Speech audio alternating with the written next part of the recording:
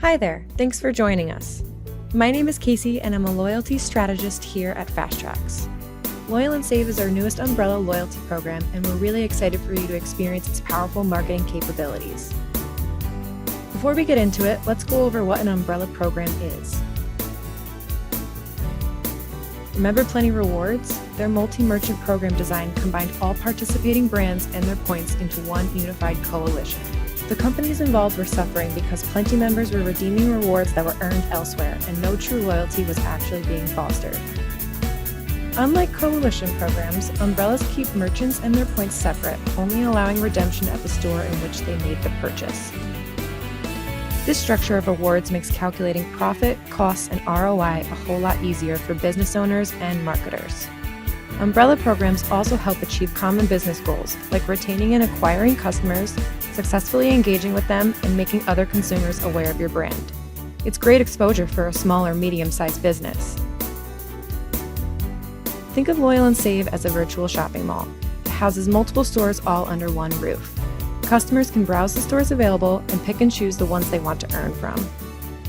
We call ourselves an umbrella program rather than a coalition program because all stores and their points are kept separate. By using our platform, you have complete control over your loyalty program, including campaigns, point redemption, and more. Today we'll be going over campaigns within the Loyal and Save Control Center.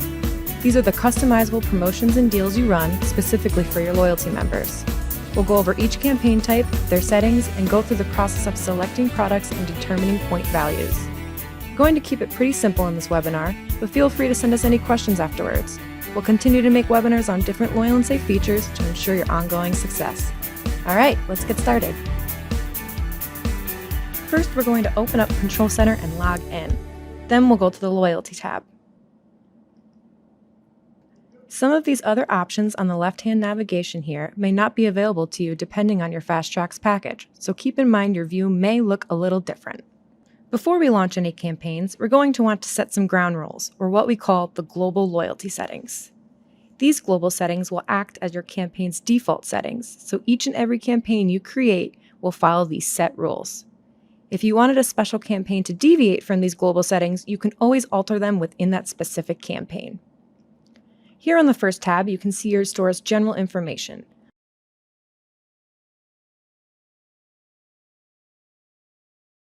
On the second tab, that's where we'll specify more detailed information. We'll start with balance types. Where do you want your points to go? Balance types are like different point buckets. More often than not, your default balance type will stay as default, but alternative types can always be modified within the campaign. For the sake of keeping this simple, we'll keep the default balance type and create another webinar on the types later. Interest bonus points are the points you award for customers successfully completing an interest form. Interests can be used for marketing campaigns to a target audience later. If you want your customers to register or sign up for campaigns before they can start earning from them, you'll want to turn on the Require Register feature on. This will require customers to log in via the website or mobile app and confirm they want to participate in the campaign.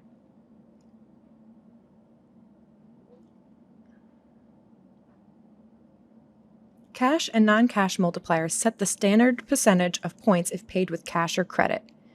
Rather than being product-specific, this global setting goes across the board for all loyalty purchases, whether qualifying for a campaign or not. This is a fantastic way to incentivize your customers to pay with cash, saving you those hefty credit card processing fees. Keep in mind that this is just a default percentage and can always be changed at the campaign level. Manufacturers also have access to Loyal and Save.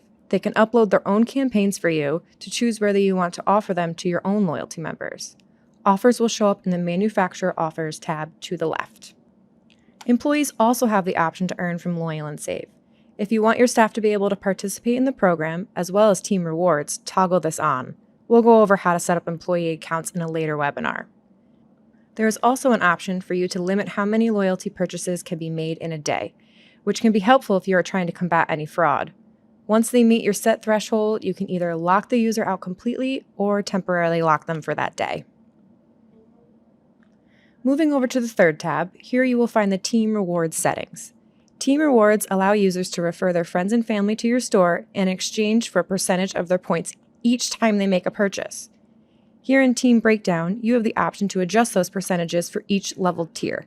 You can also choose what happens when a loyalty customer makes a return for an item they already received points for. Back up to the top, you can specify how many points a customer receives for successfully referring a friend, as well as employees. If a user hasn't been to your store in a while and you want to stop them from accruing team rewards, set an inactivity period. This does not delete their points or their account, and once they make a purchase at your store again, their account will be reactivated. On the next tab, you'll notice a Terms and Conditions box. This is where you'll specify any information regarding your program, like team rewards, cash versus non-cash incentives, and state-specific laws. The Notifications tab applies to admins only. Whoever you delegate to be an admin of your program will be able to receive emails notifying them of any potential program fraud or abuse. Here you can set up how many purchases are required in order to trigger that email notification. Now, you may not want all of your products being eligible for rewards. Take cigarettes, alcohol, or lottery tickets, for example. Awarding points for these items may not be cost-effective or even legal, so putting them on a blacklist excludes them from each and every campaign you ever create. To blacklist an item, click Manage and select the products, or enter the UPC directly. Loyal and Save will communicate with your POS and block those items from earning any points. Well, now that we've set up our default global settings, we're ready to create a campaign.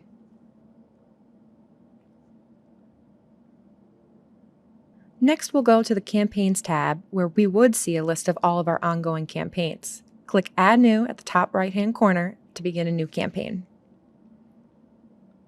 Loyal and Save has several different types of campaigns you can set up: open-ended, points earned, and auto-trigger. We're going to start with open-ended campaigns, which means customers can continually earn points while that campaign is active.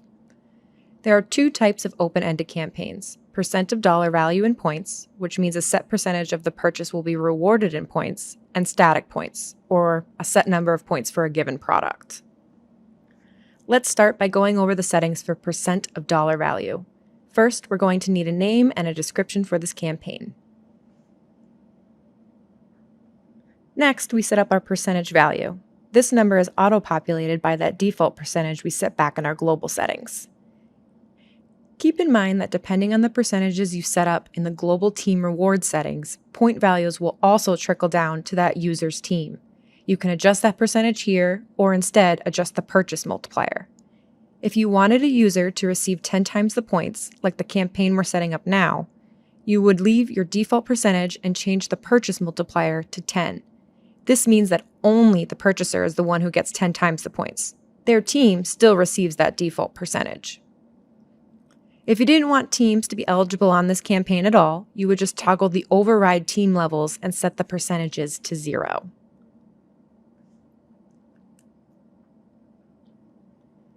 You also have the ability to set a schedule for this campaign. You can choose the dates the campaign runs until, and even specify certain days and times the purchases are eligible. Like we discussed while setting up our global settings, you also have the ability to override cash and non-cash multipliers at the campaign level. Within the Options tab, you can adjust these however you choose to boost your cash incentives. Depending on how the customer pays, they may receive more or less points.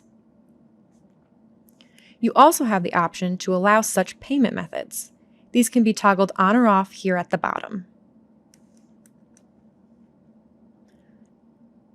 Included in this tab are some other various features.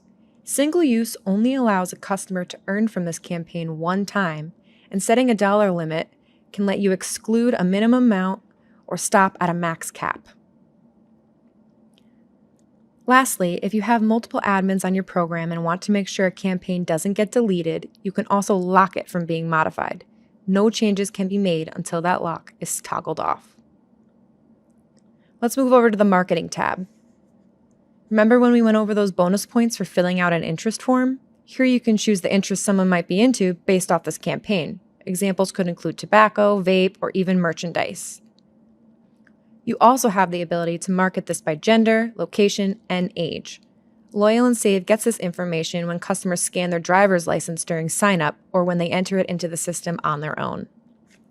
Moving on with our campaign, we're brought back up top to campaign filters. Sort of like the blacklist we set up earlier, except these settings are campaign specific. To get started adding filters, click the drop-down menu and select the filter you want to choose. Whitelisting makes the item, category, manufacturer, brand, or tag eligible for points, and blacklisting makes those, well, ineligible. Selecting the filter and then clicking Add Filter will add a separate menu where you can manage what's inside. We'll add the category Premium Cigars to our campaign to coincide with our Labor Day cigar special. Now, say you wanted customers to be registered for one of your other campaigns in order to be eligible for this one. Maybe you're running a similar campaign with similar items and don't want to give out double the points. The Campaign Requirements feature at the bottom allows you to require or exclude a campaign from this current one. Your other campaigns will show up here. Yay, so we've created our very first campaign. Once we save and it's active, an email and mobile notification will go out to alert the users of the new campaign. Ready for more? Let's go over open-ended static points. This will go much quicker since we've already went over most of the setup features. Let's go back to our campaign list and create a new one. This time we'll select static points, which slightly changes the view. Remember, this is the campaign that just gives a set amount of points for a specific purchase. We'll use the same cigar example, except this time we'll make each premium cigar 1,000 points.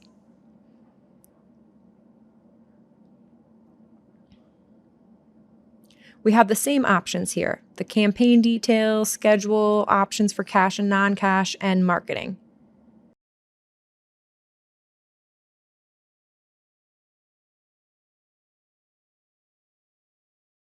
But where things differ for this type of campaign is how you designate the whitelist. In our case, premium cigars are what's eligible for this campaign. By adding that product category, we'll whitelist premium cigars, but set our point value to 1,000. This tells the program that each product in that category is worth 1,000 points.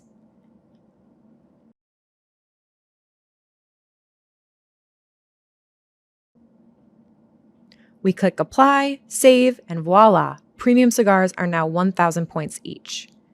A very similar campaign can be created in the points earned type campaigns, which brings us to our next category of loyalty campaigns.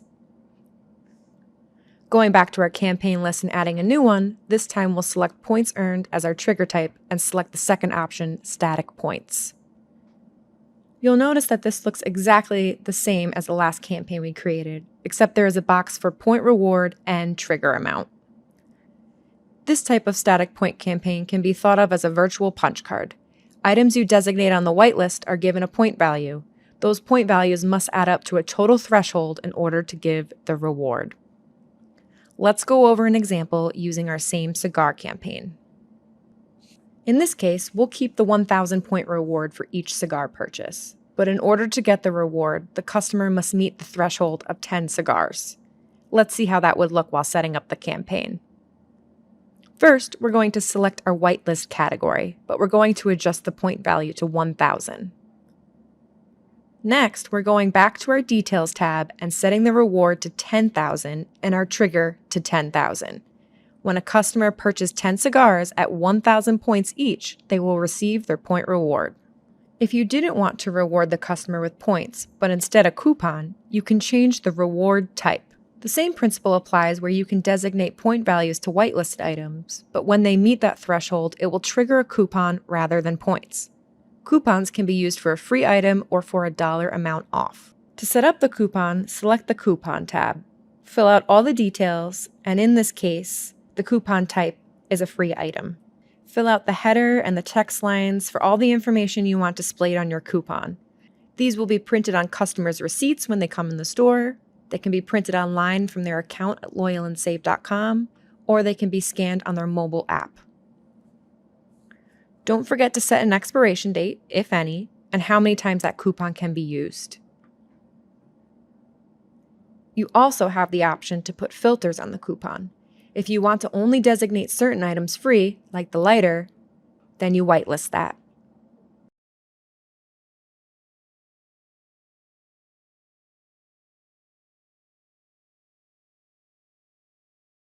If you wanted to blacklist certain items, like Zippo lighters, then that would not be eligible on the coupon. Great, so now we've successfully gone through the first two categories of campaign types. The third type, auto-trigger campaigns, are the type of campaigns you set up to auto-trigger point rewards for things like birthdays, inactivity periods, sign-up points, and points for just visiting your store. We're not going to go over these types today, but they're just some of the many additional features Loyal & Save has to offer. When you partner with Loyal & Save, you also have access to all of your campaign and customer reports. There won't be much in there today since we just created our campaigns, but they can all be found under the Reports tab. Well, this concludes our webinar on Loyal & Save campaigns and balance types. There is obviously a lot more that is offered, so be sure to keep an eye on our upcoming webinar schedule and sign up for email reminders so you never miss a topic. Thanks so much for watching, and if you have any questions, you can email us at info@goftx.com or visit loyalandsave.com where we have plenty of additional information.